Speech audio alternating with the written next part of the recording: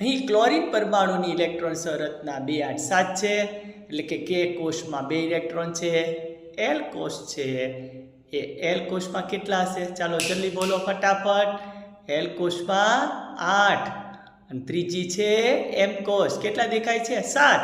તો 2 8 7 કે L M આ 3 કોષની રચના યાદ રાખી લેવાની. આથી તે પોતાની બાહ્યતમ કક્ષામાં સોડિયમે ગુમાવેલો 1 ઇલેક્ટ્રોન પ્રાપ્ત કરી લેશે, એટલે કે મેળવી લેશે. એટલું તો બહુ સીધું ને સરળ જ છે, આમાં કંઈ કરવા જેવું જાજુ છે નહીં. હવે આથી તે સ્થાયી અષ્ટક રચના ધરાવતો એમ કોષ બની જવાનો છે, ધરાવશે.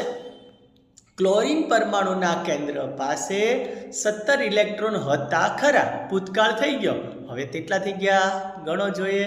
18. 17 ને 1 લઈ લીધો ભાઈ, તું મને આપી દે ને.